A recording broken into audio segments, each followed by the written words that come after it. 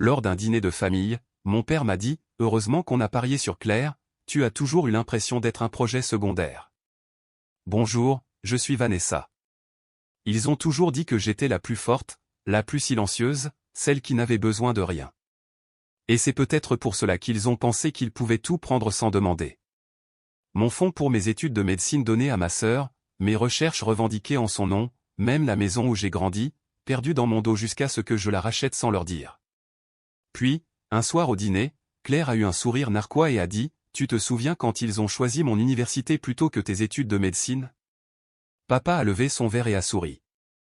Heureusement que nous avons misé sur Claire. Alors, j'ai ouvert l'enveloppe et j'ai regardé leur monde basculer en silence. Mais comment en est-on arrivé là? Et combien de fois une famille peut-elle vous effacer avant que vous ne cessiez enfin de disparaître? Laissez-moi vous dire, j'ai senti la tension dès que j'ai mis le pied sur le porche de la maison de mon enfance. La peinture de la porte d'entrée s'écaillait, le paillasson était effiloché et la lumière du porche vacillait comme une luciole mourante. Les soirées de des moines début octobre avaient ce genre de froid qui se glissait sous votre manteau, silencieux mais insistant. Et alors que je tendais la main vers la poignée de la porte, je savais que ce dîner ne se limiterait pas à un rôti en cocotte et à des banalités. À l'intérieur, l'odeur de non trop cuit s'accrochait à l'air comme un regret. La salle à manger était la même que lorsque j'avais 16 ans, mais en plus vieille, plus fatiguée. Le papier peint jaunissait sur les bords, une broderie au point de croix encadrée indiquant « La famille d'abord » était suspendue de travers au mur, et le vaisselier, autrefois fier, penchait maintenant de manière visible. La voix de Claire résonnait depuis la cuisine, excessivement forte, théâtrale. C'est pour l'article dans le Des Moines Montely. Il voulait une photo de moi sur les marches du palais de justice, mais j'ai dit non. Je voulais quelque chose de plus personnel. J'ai suivi le son, la repérant dans toute sa splendeur performative.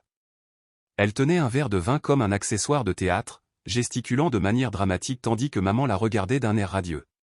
Papa se tenait près du comptoir, les bras croisés, hochant la tête comme son manager. Et puis il y avait moi, debout dans l'embrasure de la porte, comme une invitée dans ma propre maison. Sur le réfrigérateur, j'ai vu la couverture du magazine dont parlait Claire. Sa photo me fixait, sourire éclatant, épaules raides, bras croisés avec une fausse assurance. La légende disait, Claire Branton, l'esprit juridique du Midwest. J'ai failli rire. Claire n'avait pas gagné une seule affaire digne de ce nom depuis des années, mais elle savait certainement comment se vendre. Vanessa, ma chérie, m'appela maman, me remarquant enfin. Tu arrives juste à temps. Claire se tourna avec un demi-sourire qui n'atteignait pas tout à fait ses yeux. On parlait justement de l'article. Tu l'as déjà vu? J'y ai jeté un coup d'œil, répondis-je d'un ton neutre. Papa s'éclaircit la gorge. Tu sais, ce n'est pas tous les jours qu'une des nôtres est ainsi mise en vedette. C'est quelque chose. Oui, dis-je en me dirigeant vers la table à manger. C'est quelque chose. Le dîner était déjà servi. Maman avait sorti la vaisselle des grandes occasions au bord fleuri, légèrement ébréchée, comme toujours. Elle a servi Claire en premier. Je me suis assise à l'autre bout de la table, en face du buffet où une pile de factures non ouvertes chancelait à côté d'un bol de bonbons à l'amande poussiéreux. Pendant les premières minutes, je les ai laissés parler. Claire racontait l'histoire d'un client difficile qui ne comprenait pas le jargon juridique. Papa gloussait comme si c'était la chose la plus drôle qu'il ait entendue de toute l'année. Maman n'arrêtait pas de proposer plus de pommes de terre à Claire. Puis vint le moment qui fendit l'air. Claire prit une gorgée de son vin, se pencha en arrière et, avec un sourire qui cachait des lames de rasoir, dit « Tu te souviens quand ils ont choisi mon université plutôt que tes études de médecine, n'est-ce » La table se figea. Mon nom n'avait même pas flotté dans l'air pendant 5 minutes qu'elle l'avait déjà poignardé. Papa rit, sans même me regarder. Heureusement que nous avons misé sur Claire. Maman gloussa aussi, ses yeux se tournant vers moi, sans aucune trace d'excuse. Je suis restée assise là, à regarder leur visage, leur gaieté si vive qu'elle tranchait des années de douleur silencieuse. Et puis j'ai souri, très légèrement. J'ai tendu la main, pris mon sac à côté de la chaise, et posé une épaisse enveloppe en papier craft sur la table. Je voulais vous apporter ça, dis-je, d'un ton calme. Claire la regarda comme si c'était un serpent enroulé et prêt à frapper. Qu'est-ce que c'est? Je la fis glisser vers papa. L'acte de propriété. Il cligna des yeux. De quoi? De cette maison, dis-je simplement. Vous l'avez refinancé 3 fois pour payer les études de droit de Claire, son appartement et ses voyages de réseautage. Vous avez fait défaut. La banque l'a mise en saisie il y a 3 mois. Je l'ai racheté. Silence. La fourchette de Claire se figea à mi-chemin de sa bouche. Le visage de maman devint couleur de craie. Papa ouvrit l'enveloppe avec des doigts tremblants, parcourant les documents. Ses lèvres bougeaient, formant des mots en silence. Tu plaisantes, marmonna Claire. Ce n'est pas possible. C'est légal. C'est fait, dis-je. Tu as acheté la maison, demanda maman, sa voix plus faible que je ne l'avais jamais entendue. Je ne voulais pas que vous la perdiez. Mais je ne pouvais pas non plus laisser cela continuer. Papa se renversa en arrière, stupéfait. Nous n'étions même pas au courant. Je sais, l'interrompis-je. C'est ça le problème. Personne ne toucha à sa nourriture après cela. La table qui résonnait autrefois des louanges pour Claire était devenue glaciale. Et alors qu'ils étaient assis là mes parents abasourdis, Claire fulminant derrière son verre de vin, je ne me suis pas délecté. Je n'ai pas souri narquoisement. J'ai juste laissé le silence s'étendre. Dans ce silence, je suis finalement devenue plus forte que tous. Je n'étais plus la personne à laquelle on pensait après coup. Je n'étais plus le plan de secours. J'étais celle qui les avait sauvés et qui n'avait pas demandé à être remerciée. Mais même en regardant leur visage choqué, je me suis souvenu du moment où j'ai su pour la première fois que je n'étais pas celle sur qui ils misaient. J'avais 17 ans, tremblante d'espoir, tenant ma lettre d'acceptation en faculté de médecine à 2 mains. J'avais eu 2 emplois, donné des cours de soutien à des élèves plus jeunes, fait du bénévolat à l'hôpital tous les week-ends. J'avais mérité cette lettre. J'étais impatiente de la leur montrer. Papa y jeta à peine un coup d'œil. Ce n'est pas réaliste, Vanessa. La fac de médecine coûte cher, et nous avons déjà commencé à payer les frais de scolarité de Claire. Maman ajouta doucement, tu es forte, ma chérie. Claire. Claire a davantage besoin de soutien. Et comme ça, mon rêve s'est ratatiné sous la lumière de leur cuisine. J'ai emporté cette lettre à l'étage, je l'ai pliée soigneusement et je l'ai placée au fond du tiroir de mon bureau. Je n'en ai plus jamais parlé. Ils n'ont jamais demandé. Mais ce soir, ils s'en souviendraient. Non pas parce que je l'ai dit plus fort, mais parce que je l'ai finalement dit avec des preuves, avec un stylo, avec un achat, avec du pouvoir. Alors que nous marchions vers la voiture cette nuit-là, l'air frais s'accrochait à ma peau. Je ne parlais pas, ne pleurais pas, ne regardais même pas en arrière vers le porche où mes parents se tenaient encore, l'enveloppe dans la main de papa comme une grenade qui avait déjà explosé. Sorel était silencieuse à côté de moi. Elle n'a pas offert de platitude. Elle savait que je ne voulais pas de réconfort. Je voulais le silence. Le genre de silence qui signifiait que le pouvoir avait changé de camp, pas qu'il s'était évaporé. En rentrant chez nous à travers des rues faiblement éclairées, mon esprit ne restait pas dans le présent. Il dérivait en arrière, comme le font les vieilles blessures quand on les pique juste comme il faut. Pas à l'année dernière, pas au refus des facultés de médecine ou aux occasions manquées. Il est remonté jusqu'en 3e année, jusqu'aux planètes en carton et à un gymnase d'école qui sentait le pain. L'Expo Science avait été ma première vraie victoire. J'avais construit une maquette du système solaire. Chaque planète était peinte à la main, suspendue à un cadre de cintre qui tournait réellement grâce à un minuscule moteur que j'avais récupéré d'un jouet cassé. Je me souviens encore des yeux de mon enseignante qui s'écarquillaient lorsque les lumières s'éteignaient et que les planètes se mettaient à tourner, chacune brillant grâce aux ampoules à piles que j'avais câblées. Elle a dit que c'était bien au-delà du niveau de la classe, que j'avais un esprit fait pour plus. Je serrais le ruban bleu si fort que mes doigts me faisaient mal. J'étais impatiente de rentrer à la maison. Mais quand j'ai fait irruption par la porte, pleine de fierté et d'excitation maladroite, le salon était déjà rempli des amis du club de théâtre de Claire, de branches, de paillettes et d'un tronc d'arbre en papier mâché. Elle a été choisie pour jouer l'arbre numéro 2, s'exclama ma mère, comme si Claire avait décroché un rôle principal à Broadway. Papa collait de la mousse sur du carton avec de la colle chaude. Je suis resté là, le ruban pendant à mon poignet, à attendre. J'ai attendu pendant la commande de pizza, pendant les appels téléphoniques aux parents invités à la grande performance. Personne n'a posé de questions sur mon ruban. Personne n'a regardé ma maquette. Finalement, je l'ai monté à l'étage et l'ai placé sur ma commode. Les minuscules orbites ont continué à tourner longtemps après que je me sois glissé dans mon lit. Je les ai laissés allumés toute la nuit. C'était la seule lumière dans la pièce. C'était la première fois que je réalisais que je pouvais être extraordinaire tout en restant invisible. Des années plus tard, à l'université, j'ai réessayé. Je ne voulais pas seulement être vu, je voulais compter. Je me suis plongé dans un article de recherche sur les marqueurs précoces des maladies neurodégénératives. J'ai passé des nuits à la bibliothèque à éplucher des études de cas, à compiler des données. Quand j'ai reçu un appel du directeur du programme de médecine disant que mon travail préliminaire était prometteur, je me suis permis une lueur d'espoir. Claire, à l'époque, changeait encore de spécialisation. Un soir, elle est venue sur le campus, prétendant qu'elle avait besoin d'étudier dans un endroit qui n'était pas bruyant. Je l'ai laissée dormir sur mon futon. J'étais à mi-chemin de mon brouillon, des pages éparpillées partout. C'est du lourd, ça, dit-elle en feuilletant une de mes impressions. C'est pour une bourse de pré-médecine en neurosciences, lui ai-je dit. Ça ne t'intéresserait pas. Elle a eu un sourire narquois. Qui dit que ça ne m'intéresse pas? J'aurais dû le savoir à ce moment-là.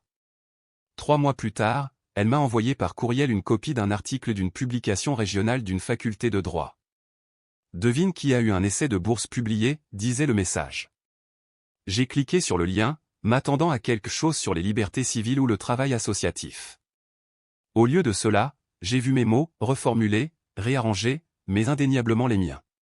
Elle avait emprunté la structure, piqué mes métaphores, et même recyclé une histoire sur le bénévolat dans un service de soins pour la mémoire, quelque chose qu'elle n'avait jamais fait. Quand je l'ai confrontée, sa réponse fut si désinvolte qu'elle m'a coupé le souffle. Oh, allez, Ness. On est de la même famille.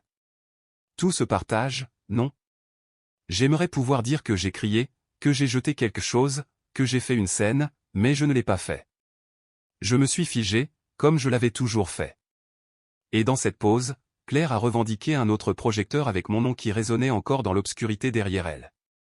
De retour dans le présent, le souvenir me donnait la nausée.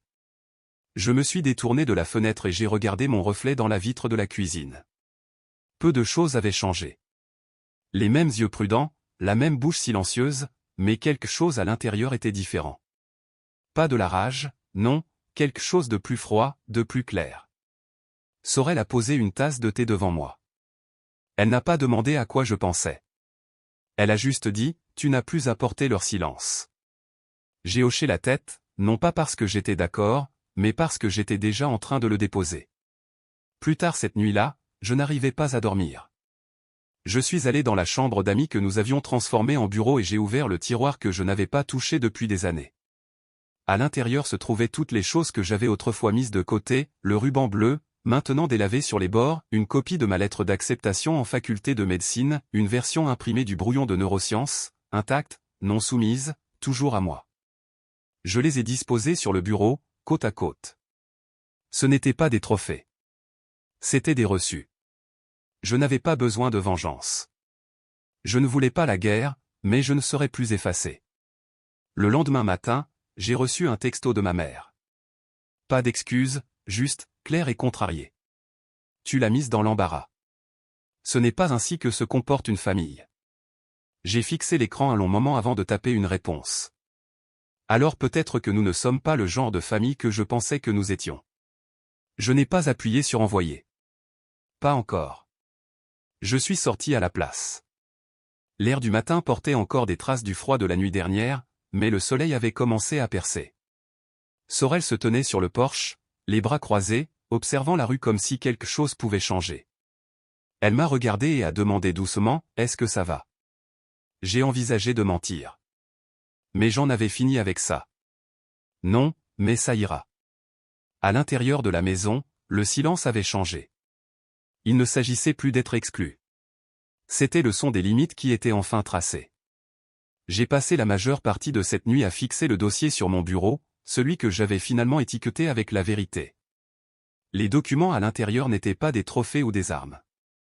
C'étaient des morceaux de moi-même que j'avais cachés pendant des années, attendant que quelqu'un, n'importe qui, les remarque. Ils ne l'ont jamais fait. Mais maintenant, je ne les attendais plus. Je tenais les comptes. Non pas pour blesser qui que ce soit, mais pour enfin protéger la fille qui était restée silencieuse trop longtemps. Le lendemain matin était brumeux et froid. Je m'en souviens parce que j'ai dû gratter la glace de mon pare-brise. Et ce faisant, j'ai aperçu mon reflet dans la vitre. Je n'avais pas l'air en colère, exactement, plutôt comme une tempête qui avait cessé de demander la permission. Le travail est passé en un clin d'œil. La clinique était en sous-effectif comme d'habitude, et je me suis enterré dans les dossiers de patients les uns après les autres jusqu'à ce qu'il soit plus de 18 heures et que les lumières du couloir s'éteignent.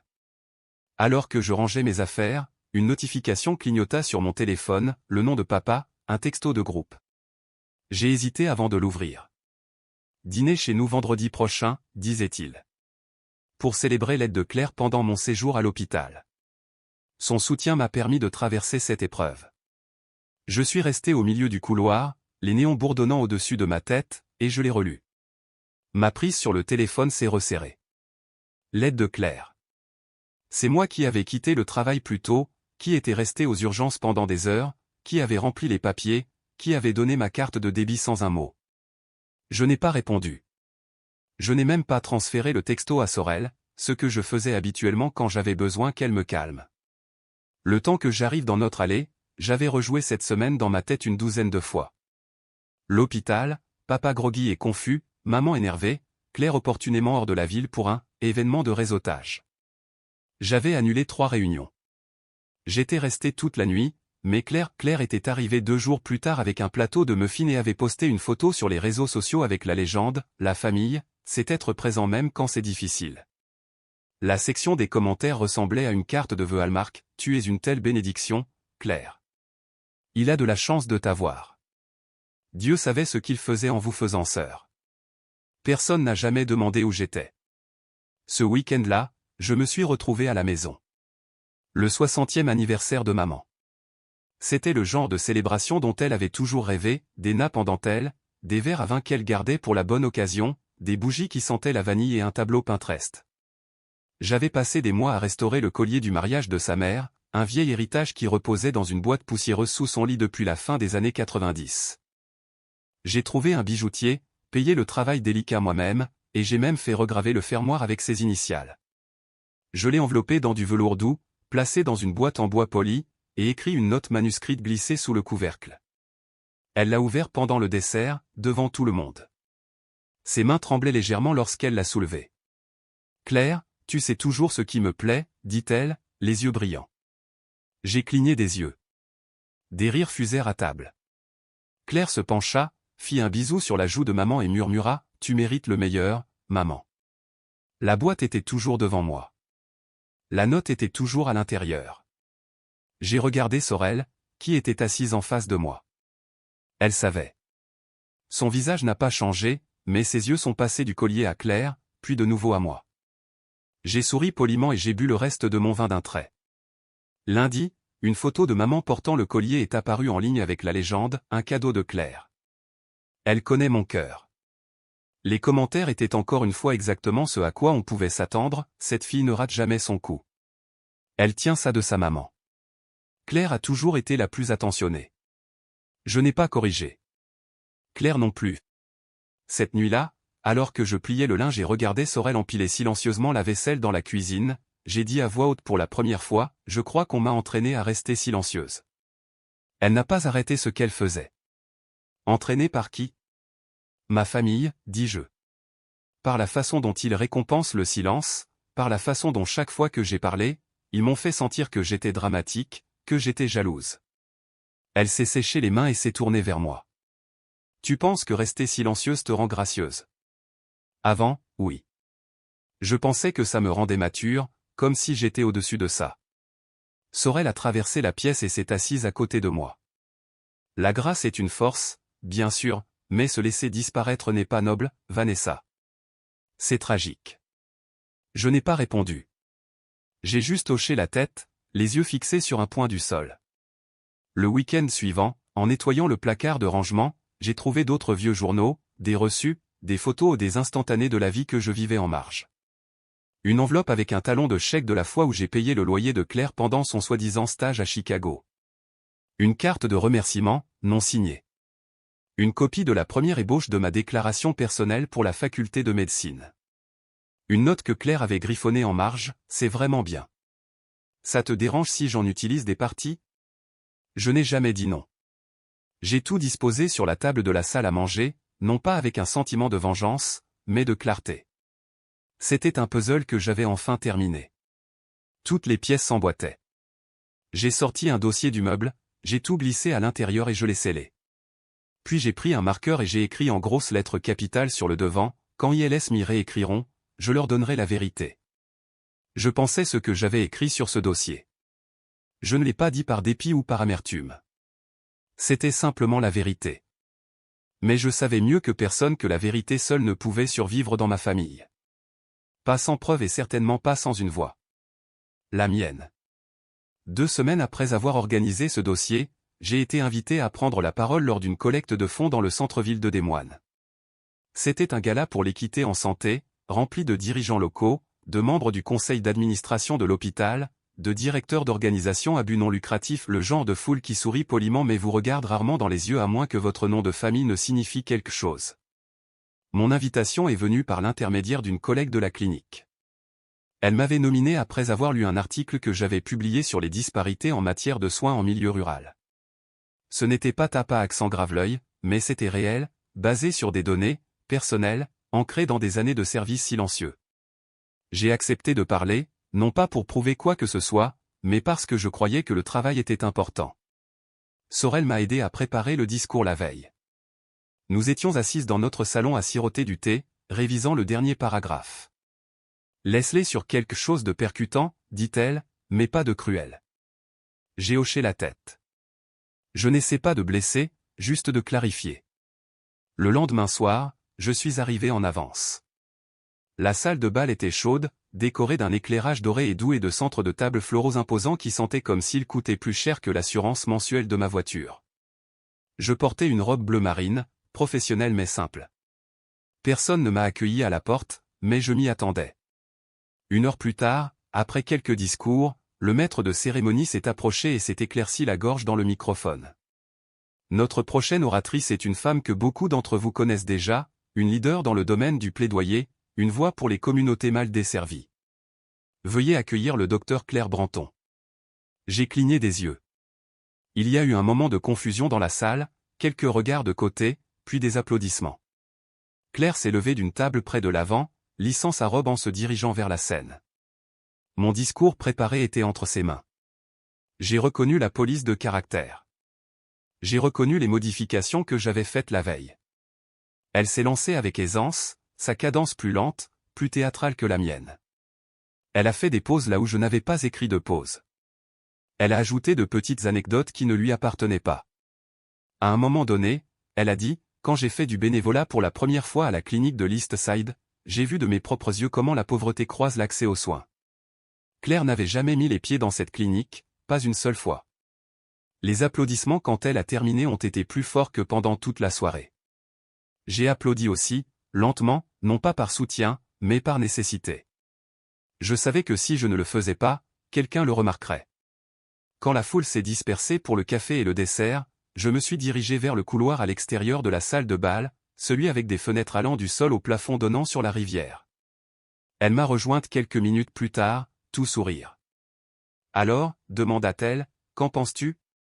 C'était mon discours. Elle a haussé les épaules. C'était ton idée, mais ma prestation. Tu comprends comment ça marche. Tu as volé mes mots. Nous sommes sœurs, Ness. Allons. Est-ce que tout ne se partage pas ? Je l'ai regardé fixement, réalisant qu'il n'y avait aucune honte, aucune lueur de culpabilité, seulement un sentiment de droit. Un jour, dis-je, la voix basse et égale, les gens connaîtront la différence. Elle a ricané. D'ici là, ça n'aura plus d'importance. Je suis parti sans un mot de plus. Plus tard cette semaine-là, j'ai assisté à un événement d'anciens élèves de mon université. J'avais été choisi pour un prix de leadership médical. Rien de national, juste une reconnaissance discrète du service, le genre qui arrive quand on n'essaie pas d'être vu. L'auditorium était modeste, rempli de visages familiers des anciens laboratoires de biologie et des cours dirigés par des assistants. Quand mon nom a été appelé, je suis monté sur scène sous des applaudissements aimables et chaleureux. J'ai balayé la foule du regard et j'ai vu ma mère rayonnante au 3e rang. Le responsable de la faculté m'a remis la plaque, puis s'est tourné vers le microphone et a dit « La famille de Vanessa nous a rejoints ce soir. Hélène, aimeriez-vous dire quelques mots ?» Ma mère s'est levée, a pris le micro et a souri. Nous sommes si fiers de notre fille, Claire. Elle a toujours eu l'âme d'une meneuse. Et voilà encore. Je n'ai pas bronché. Je ne l'ai pas corrigé. Le public a applaudi à nouveau, supposant peut-être que j'utilisais mon deuxième prénom. Ou peut-être pensait-il que nous étions jumelles. Peu importe. J'ai pris le micro à mon tour, j'ai souri doucement et j'ai dit « Merci pour cette reconnaissance. Cela signifie plus que vous ne l'imaginez. » Après, dans le couloir, ma mère m'a serré fort dans ses bras. C'était un lapsus, a-t-elle chuchoté. Tu sais ce que je voulais dire. Vraiment? Cette nuit-là, de retour à la maison, Sorel s'est assise avec moi sur le canapé pendant que je regardais les enregistrements des deux événements. Ses doigts traçaient de l'encercle sur mon épaule pendant que je rejouais le discours de Claire. « Tu vas les laisser continuer à faire ça ?» demanda-t-elle doucement. J'ai coupé le son de la vidéo. Ils ont pris mes mots, mon travail, mon nom. Et alors? Et alors, non, dis-je. La prochaine fois qu'ils parleront pour moi, je répondrai. Et je le pensais, non pas comme une menace, mais comme une promesse à moi-même. Je n'allais pas crier ou me disputer. Je n'allais pas poster quoi que ce soit en ligne ou envoyer des courriels dramatiques. J'allais simplement être indéniable. Le trajet de retour de la cérémonie des anciens élèves avait été silencieux, non pas lourd, mais pensif. Je me souviens avoir jeté un coup d'œil à Sorel pendant qu'elle conduisait, sa main posée doucement sur le levier de vitesse, ses yeux fixés sur la route mais se tournant de temps en temps vers moi, pour vérifier. Je n'avais pas dit grand-chose depuis que je lui avais dit, la prochaine fois qu'ils parleront pour moi, je répondrai. Je le pensais. Mais je savais aussi que le silence, quand il a duré assez longtemps, ne se brise pas simplement. Il doit être désappris. Quelques jours plus tard, juste après le déjeuner à la clinique, j'étais assise à mon bureau en train de trier des dossiers de facturation lorsque mon téléphone a vibré avec une notification. C'était de la banque. Un retrait de 4 500 $ avait été effectué sur un ancien compte joint que j'avais avec ma mère. Ce compte avait été créé quand j'étais à l'université. Techniquement le sien, mais utilisé pour les urgences quand je finançais moi-même mes études et que je ne pouvais pas toujours me permettre l'épicerie ou les réparations de voitures. Il avait été à peine touché ces dernières années. Nous avions convenu d'un commun accord qu'il resterait intact à moins que ce ne soit absolument nécessaire. Il n'y avait eu aucune urgence. Je me suis connecté au compte, le cœur battant sourdement dans ma poitrine. Les fonds étaient allés à une agence de crédit, un paiement sur une carte au plafond, la carte de Claire. Je n'ai pas réagi tout de suite. Je suis resté assise là, clignant des yeux devant l'écran, le bourdonnement des néons au-dessus de ma tête soudainement aigu. J'ai attendu la fermeture de la clinique, puis j'ai conduit directement chez mes parents. Je n'ai pas appelé avant. Je n'ai pas frappé en arrivant. Je suis entré comme je le faisais avant, à l'époque où les choses ne semblaient pas si transactionnelles. Maman était dans la cuisine, remuant quelque chose dans une casserole.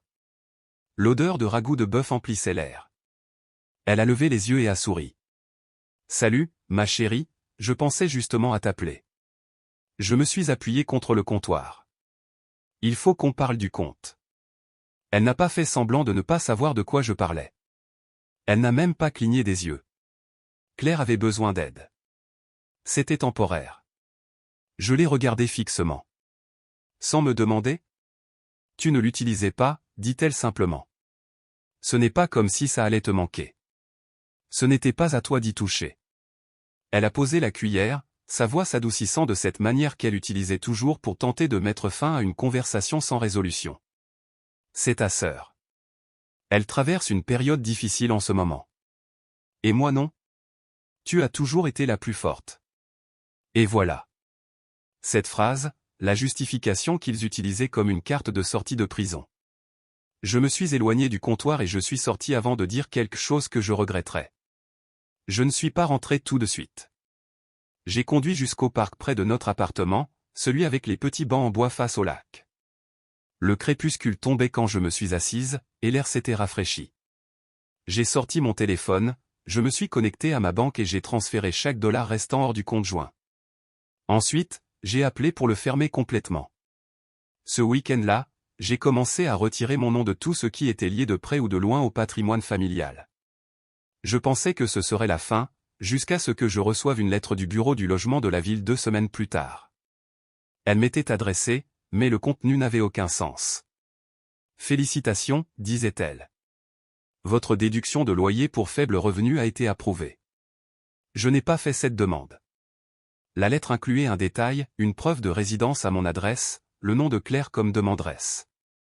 D'une manière ou d'une autre, elle avait utilisé mon adresse personnelle, ma résidence privée, pour prétendre qu'elle y vivait, ce qui la qualifiait pour un programme pour lequel elle ne remplissait pas les critères. J'étais abasourdi. Cela dépassait l'égoïsme. C'était illégal, et cela mettait mes propres dossiers fiscaux en danger. Sorel m'a trouvé debout dans la cuisine, tenant la lettre avec des mains tremblantes.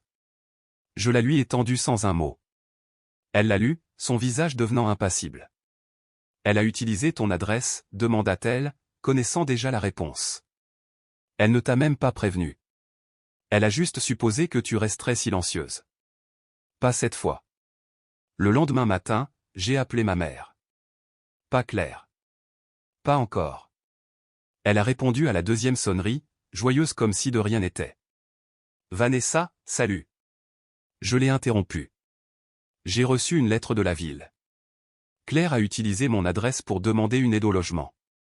Elle a commis une fraude, et à moins qu'elle ne règle ça, je dépose une plainte. Il y eut une pause. Vanessa, tu ne peux pas être sérieuse. Je suis tout à fait sérieuse. Elle ne voulait pas faire de mal. C'était probablement juste une confusion. Ce n'était pas le cas. Elle a listé mon appartement, falsifié des documents, et maintenant mes propres impôts pourraient être signalés. Je ne la couvrirai plus.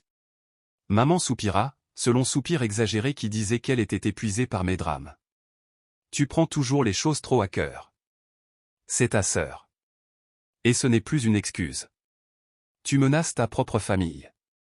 Non, dis-je, la voix calme, plus froide que je ne l'aurais cru. J'ai juste enfin appris que le silence a un coût. Et j'ai raccroché. Le jour suivant, j'ai ouvert un compte séparé dans une autre banque à mon nom seul. J'ai mis à jour ma paie, mes licences médicales, chaque point de contact qui avait autrefois listé la maison de mes parents comme contact de secours. J'ai soumis une demande d'enquête préliminaire à la division des fraudes de la ville. Je n'ai pas encore nommé Claire, mais j'ai tout documenté. J'ai même imprimé les formulaires, les ai scellés dans un dossier et j'ai écrit la même phrase sur le devant à l'encre noire, quand ils me réécriront, je leur donnerai la vérité. Parce qu'il ne s'agissait pas seulement d'argent, d'adresse ou même de risque légal. Il s'agissait de survie. Ils pouvaient ignorer les avertissements, mais ils apprendraient bientôt que silencieux ne veut pas dire faible, et que mon silence n'était plus leur allié. C'était un vendredi soir lorsque je me suis retrouvé assise seule à la table de la salle à manger, fixant une pile de vieux dossiers en papier craft. Sorel était sorti faire des courses avant la tempête qui devait s'abattre pendant la nuit. La maison était silencieuse, à l'exception du tic-tac de l'horloge murale et du doux bourdonnement du lave-vaisselle. Les mots que j'avais prononcés plus tôt cette semaine tournaient en boucle dans mes pensées comme un parasite persistant, je suis prête à ne plus les laisser me briser. Je le pensais, mais vouloir quelque chose et agir en conséquence étaient deux choses différentes. C'est ce que je commençais à comprendre. On ne se reconstruit pas avec des déclarations. On le fait avec de la paperasse, des autorisations bancaires, des déclarations notariées et des choses froides et ennuyeuses.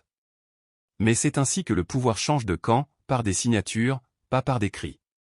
Mon téléphone a de nouveau vibré. Une autre alerte bancaire.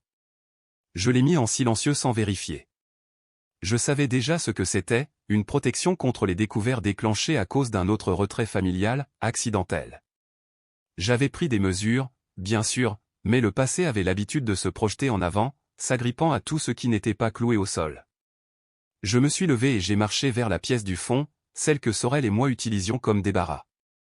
Des boîtes tapissaient les murs, chacune étiquetée de mon écriture soignée.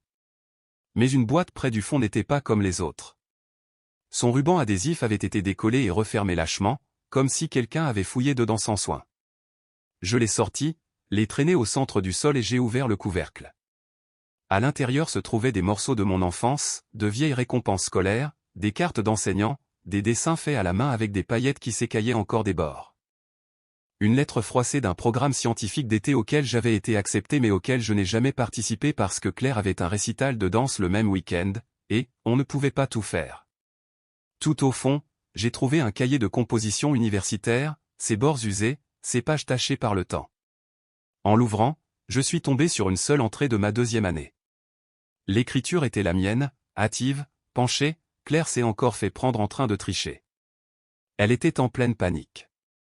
Papa a dit que ça pourrait lui coûter sa bourse. Maman a pleuré. J'ai réécrit le devoir pendant la nuit, j'ai utilisé un exemple que j'avais commencé pour mon propre cours d'éthique. Personne ne m'a remercié. Ce matin, Claire a souri et m'a dit « Tu me sauves la vie ». J'ai fermé le cahier, les mains tremblantes, non pas de colère, mais de quelque chose de plus froid. Le ressentiment vieillit en résolution. Le genre de calme qui ne bronche plus. Ce souvenir me piquait encore, non pas à cause de ce que j'avais fait, mais à cause de ce que cela m'avait coûté. Ce n'était pas juste un devoir. C'était un morceau de moi-même que j'avais cédé sans hésitation, parce qu'à un moment donné, on m'avait appris à croire que le succès de Claire était plus important que le mien. Le lendemain matin, Sorel et moi sommes allés chez mes parents. Papa n'allait pas bien ces derniers temps. Il perdait du poids, oubliait des choses. Je n'avais pas voulu lui couper les visites. Pas encore. Maman nous a accueillis à la porte avec sa chaleur habituelle et répétée, toute de sollicitude sucrée et d'yeux trop brillants. « Vous êtes en avance » dit-elle en s'écartant pour nous laisser entrer. Claire est à l'étage en train de finir un appel. Elle lance un nouveau programme de mentorat, une sorte de plateforme en ligne pour les femmes dans le droit. J'ai hoché la tête, absorbant les odeurs familières de cire à meubles et de café. Rien ne changeait jamais dans cette maison, et pourtant j'avais l'impression que tout s'était érodé. « Je veux juste voir comment va papa » dis-je. « Il se repose » répondit-elle. « Mais vas-y. » J'ai monté les escaliers, passant devant les photos encadrées qui tapissaient les murs. Chacune d'elles avait Claire au premier plan, reine du bal de promo, remise des diplômes, le stage dans ce cabinet d'avocat de Washington où elle n'a pas tenu 3 mois. Quand j'ai ouvert la porte de ce qui était autrefois ma chambre, je me suis figé. Ce n'était plus une chambre. C'était un studio. Des caméras montées sur des anneaux lumineux, un écran vert épinglé sur un mur, des étagères remplies de livres que je savais qu'elle n'avait pas lus. Et dans un coin, une pile de boîtes jetées et mes boîtes. Je me suis approché, fouillant dedans. Certaines étaient ouvertes. Une avait été déchirée. Mes journaux, mes trophées, mes lettres, tout jeté dans un sac poubelle comme des restes. Je n'ai pas dit un mot. J'ai juste ramassé le sac, les jeté sur mon épaule et je suis redescendu. Claire était dans le salon à ce moment-là, sirotant un café avec une jambe croisée sur l'autre comme une blogueuse lifestyle. Quand elle a vu le sac, son expression n'a pas changé. « Ce truc, dit-elle nonchalamment. Tu ne vis pas ici. Pourquoi garder des choses qui n'ont pas d'importance ?» Je n'ai pas répondu. Je l'ai juste regardé droit dans les yeux, je me suis retourné et je suis sorti par la porte d'entrée. De retour à la maison, j'ai vidé le sac poubelle sur le sol de notre salon. Sorel m'a aidé à trier. Certaines pages étaient pliées, d'autres tachées, quelques-unes étaient récupérables. « Ça va » demanda-t-elle doucement. « Non » ai-je répondu. Mais j'en ai fini de les laisser décider de ce qui est important. Cette nuit-là, je n'ai pas dormi. J'ai fixé le plafond, écoutant la tempête arriver. Vers 3 heures du matin, je me suis levé, j'ai préparé une tasse de thé et je me suis assise à mon ordinateur. J'ai ouvert un fichier sur lequel j'avais eu trop peur d'agir pendant des semaines, un fichier que j'avais créé après avoir appris le statut de saisie de la maison. La paperasse était déjà en cours. Mes parents avaient 4 paiements de retard. La maison était techniquement en pré-saisie. J'ai appelé l'avocat le lundi matin. Nous nous sommes rencontrés cet après-midi-là. C'était calme dans le bureau, le genre d'endroit où l'on n'élève pas la voix parce que les murs sont tapissés de pouvoirs réels, termes juridiques, délais, conséquences. J'ai signé la première série de documents calmement, méthodiquement. L'avocat a tout expliqué 2 fois, mais je n'avais pas besoin de clarification. Je savais exactement ce que je faisais. Le mercredi, la vente était sous séquestre. J'ai utilisé mes économies personnelles, tirées d'années de garde supplémentaires, de primes que je n'ai jamais célébrées, et d'un petit héritage de ma grand-mère dont il n'avait même jamais posé de questions. Je ne l'ai dit à Sorel que lorsque l'affaire était presque conclue. Elle m'a regardé, les yeux écarquillés mais le regard ferme. « Es-tu prête à les briser ?» « Non » dis-je en pliant soigneusement les papiers dans mon sac. « Je suis prête à ne plus les laisser me briser. » Elle n'a pas bronché. Pas quand je l'ai dit. Pas même quand je l'ai regardé droit dans les yeux devant le poste des infirmières. Tu as passé des années à parler pour moi. Je viens juste de commencer à dire la vérité. La mâchoire de Claire se serra, mais ses yeux vacillèrent avec quelque chose qui ressemblait à de la panique. Juste une seconde. Puis vint le ricanement, le soupir dramatique, le pivot vers la performance. Comme prévu. Elle se tourna vers l'infirmière à côté de nous et marmonna assez fort pour que toute l'unité entende, « Vous y croyez ? Ma sœur essaie de ruiner ma vie parce que j'ai écrit un livre. C'est tout ce que c'est. » Personne ne répondit. Juste le bourdonnement sourd des néons et le bruit feutré des chaussures sur le carrelage. Même les alarmes des moniteurs cardiaques dans la pièce derrière nous semblaient s'être arrêtées.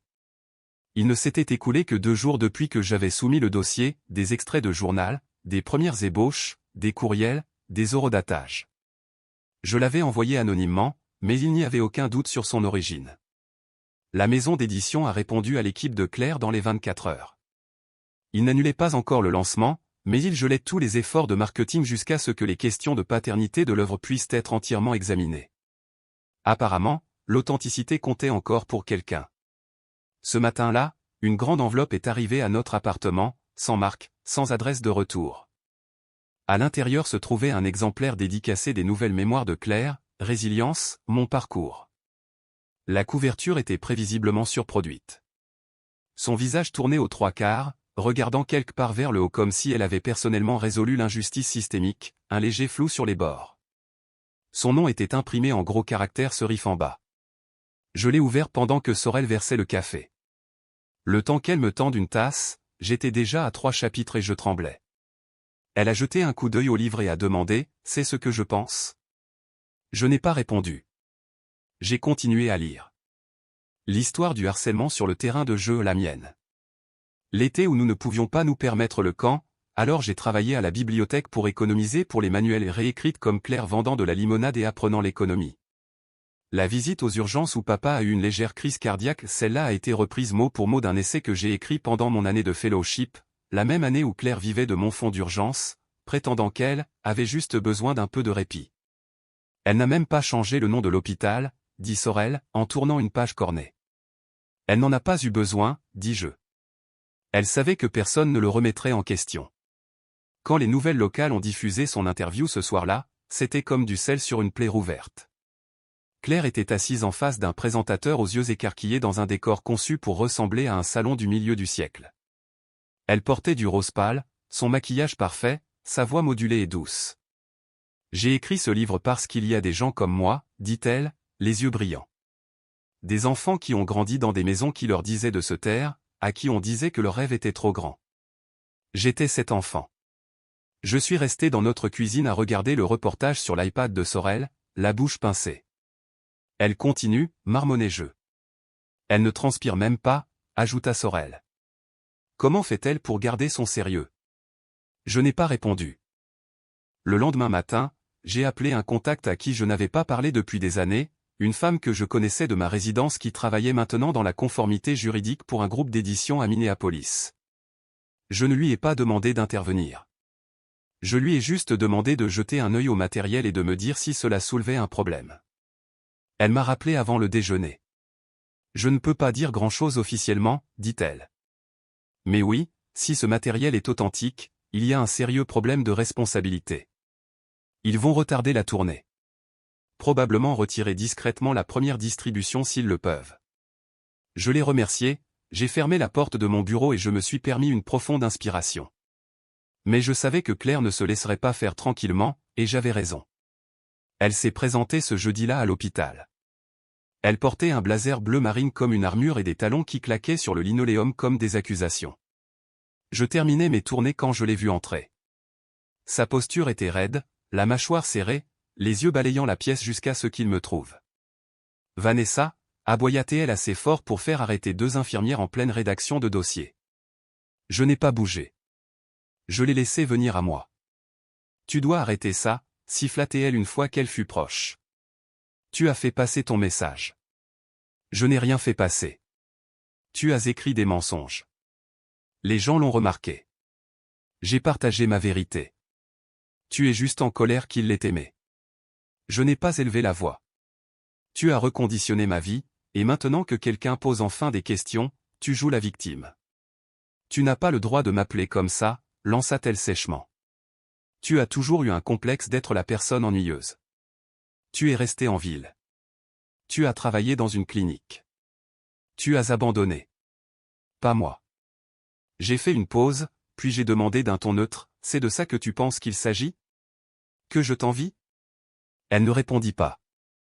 Elle se contenta de me fixer, les narines dilatées. Tu n'as jamais voulu être vue, dit-elle finalement. Alors j'ai pris le relais. Ce n'est pas du vol. C'est combler un vide. Non, j'ai incliné la tête. C'est réécrire l'histoire pour qu'elle corresponde à tes besoins. Je me suis retourné et je suis parti. Sorel m'a retrouvé dans la salle de pause 10 minutes plus tard. Elle n'a pas demandé ce qui s'était passé. Je devais avoir l'air calme, mais elle savait. Elle savait toujours. Ça va, demanda-t-elle tranquillement. Oui, dis-je. Elle vient de tenter son dernier coup, et elle a raté.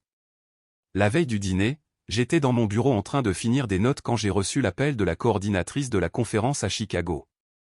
Elle semblait désolée. Nous avons essayé de confirmer votre présence il y a des semaines, dit-elle, mais nous n'avons jamais eu de réponse.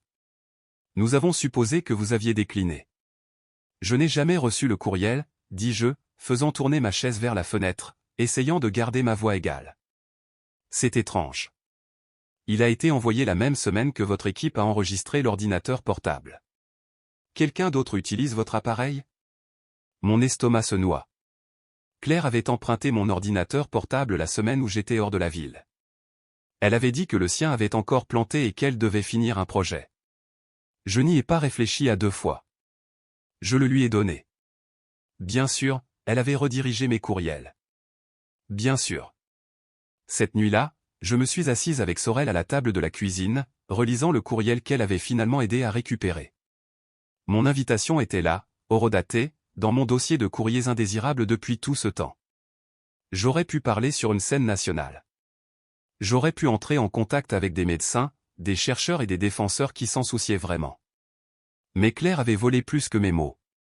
Elle avait volé une porte que je ne savais même pas s'être ouverte pour moi. Je ne sais pas ce qui est pire, dis-je en posant mon téléphone. Quel effet ça ou que je n'ai même pas été surprise. Sorel tendit la main sur la table, posant sa main sur la mienne. Tu n'as plus besoin de les avertir, Vanessa. Tu l'as déjà fait. Maintenant, tu leur montres. J'ai hoché la tête. Le vendredi est arrivé rapidement. Je me suis habillé avec soin, un pantalon bleu marine, un chemisier blanc doux, les cheveux tirés en arrière. Rien de tape à accent grave-l'œil, juste net. Nous sommes arrivés chez mes parents juste avant 6 heures. La lumière du porche d'entrée vacillait comme toujours. L'allée était toujours fissurée, des mauvaises herbes s'enroulant comme de petits points. Et pourtant, à l'intérieur, tout était paré, la belle porcelaine, l'argenterie polie, les bougies préférées de maman brillant sur la table comme de minuscules projecteurs. Claire était déjà là, assise à sa place habituelle, un verre de vin à la main, le même sourire qu'elle portait sur ses photos professionnelles plaquées sur son visage. Maman tournait autour, ajustant des serviettes qui n'en avaient pas besoin. Papa versait les boissons. La conversation commença légèrement, la météo, l'opération du genou de quelqu'un, la politique locale. Sorel et moi avons échangé des regards. Nous connaissions toutes les deux le scénario. Puis, comme une horloge, Claire se pencha en arrière dans sa chaise, prit une gorgée et dit, « Tu te souviens quand ils ont choisi mon université plutôt que tes études de médecine ?» Mon père gloussa. « Heureusement que nous avons misé sur Claire, » dit-il, avec une fierté si épaisse qu'elle lui restait presque dans la gorge.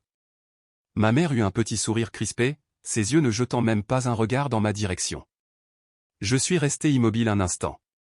Puis j'ai fouillé dans mon sac, j'ai sorti une enveloppe en papier craft et je l'ai posée au centre de la table. Le sourire de Claire vacilla. Papa avait l'air confus. Qu'est-ce que c'est? J'ai rencontré son regard calmement.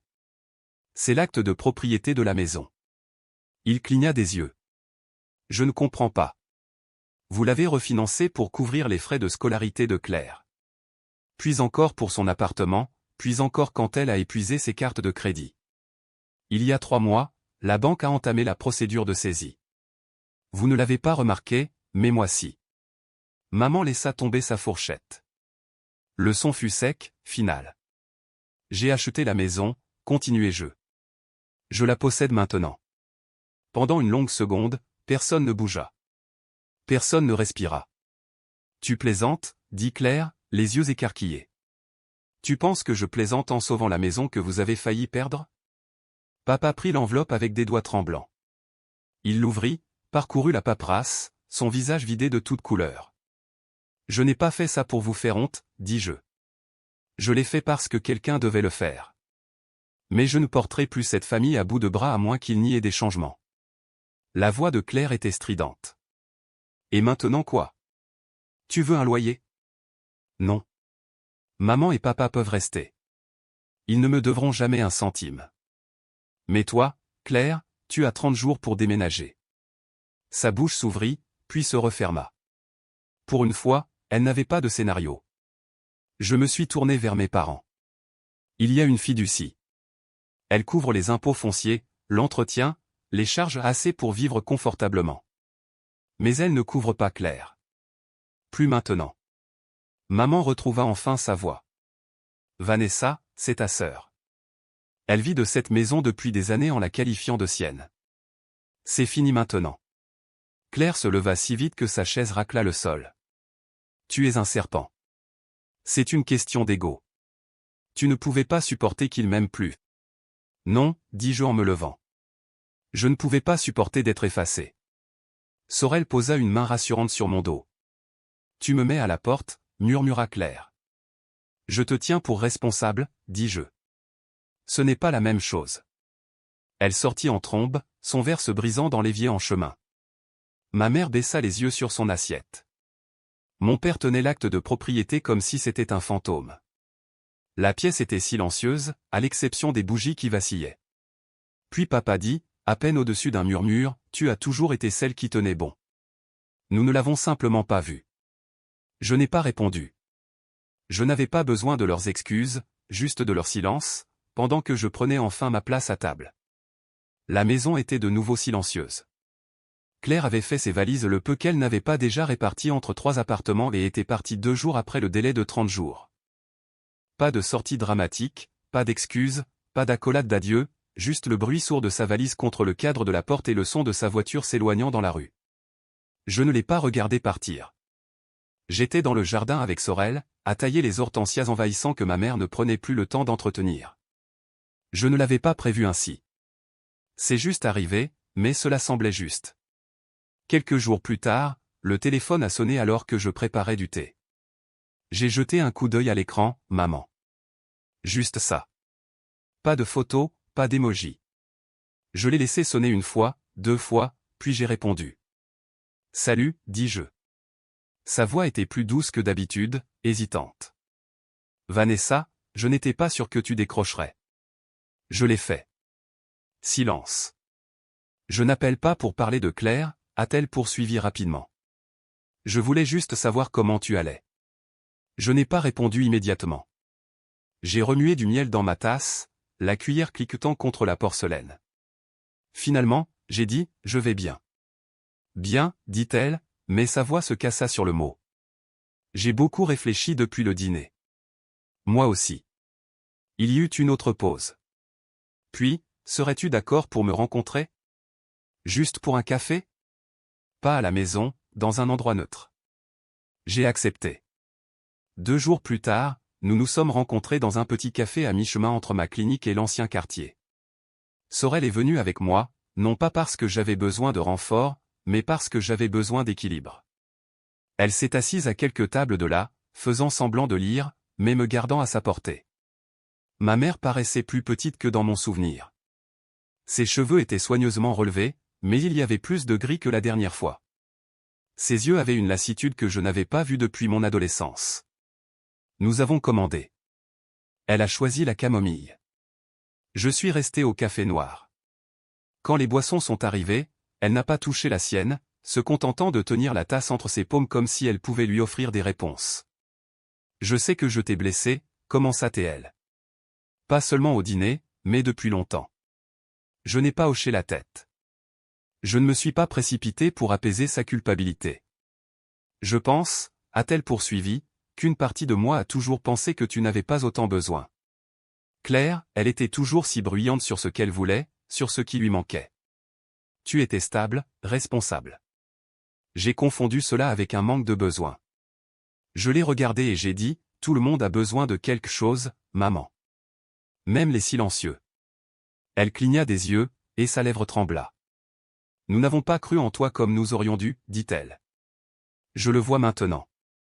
J'ai pris une gorgée de café, la regardant par-dessus le bord de la tasse. Tu me voyais. Tu n'écoutais simplement pas. Elle hocha lentement la tête, les larmes aux yeux. Tu as raison. Nous ne nous sommes pas embrassés en nous disant au revoir. Il n'y a pas eu de réconciliation dramatique. Juste deux femmes qui s'étaient autrefois mal comprises, essayant maintenant peut-être trop tard de se voir clairement. Au cours des mois suivants, j'ai visité la maison. Pas souvent, pas seul. J'emmenais Sorel ou un collègue de la clinique. J'apportais des courses, je vérifiais les gouttières, je réparais l'interrupteur dans le couloir. Mais je ne restais jamais plus longtemps que nécessaire. Je n'ai pas réemménagé. Cette maison n'appartenait pas à la version de moi que j'étais devenu. Mais je l'ai gardée. Pas par nostalgie, mais pour l'héritage. Un après-midi pluvieux au début du printemps, une lettre est arrivée, manuscrite, sans adresse de retour. C'était de Claire. L'écriture était reconnaissable entre toutes, vive, penchée, hâtive. Juste un seul paragraphe, tu as toujours été meilleur. Je t'ai détesté pour ça. J'essaie de me débrouiller seul maintenant. C'est tout. Je l'ai lu 3 fois, puis je l'ai plié et l'ai mise dans un tiroir. Je ne l'ai pas encadré. Je ne l'ai pas brûlé. Je l'ai laissé être. Certains jours, je me promenais sur le sentier du lac derrière notre appartement avec Sorel. Nous nous asseyions sur le banc près du saule, regardant les canards se disperser sur la surface. Un matin, j'ai apporté un journal avec moi, pas un du passé, mais un nouveau. Des pages neuves, sans modification. J'avais été invité à prendre la parole à la même faculté de médecine qui m'avait autrefois négligé. Ils utilisaient maintenant des extraits de mes journaux dans un cours sur la médecine narrative. J'y enseignais 1 fois par semaine, non pas pour le statut, mais pour guider les étudiants qui, comme moi, avaient des histoires que personne ne leur avait demandé de raconter. Je n'ai pas partagé mon histoire en entier. Pas encore. Mais je leur ai appris à faire de la place pour ceux qui n'avaient pas de voix, à poser la deuxième question, à reconnaître le silence comme une force. Parfois, je m'asseyais au fond de la classe après le cours, les regardant ranger leurs sacs et sortir dans le monde. Et je pensais à cette fille de 3e année avec le projet de système solaire que personne n'a loué. L'adolescente qui a plié sa lettre d'acceptation en fac de médecine sans un mot. La femme qui a enfin cessé de chuchoter. Certaines familles vous brisent. D'autres vous construisent. Et parfois, si vous êtes très courageux, vous vous construisez vous-même. Certaines familles ne diront jamais qu'elles sont désolées, mais parfois le silence parle plus fort que n'importe quelle excuse. Vanessa n'avait finalement pas besoin de leur approbation, juste de l'espace pour enfin se tenir debout sans être éclipsée. Avez-vous déjà été la personne silencieuse de votre famille? Celle dont on attendait qu'elle survive sans aide? Partagez votre histoire dans les commentaires. Et n'oubliez pas de vous abonner pour plus d'histoires de famille vraies et émouvantes qui vous touchent profondément et restent avec vous.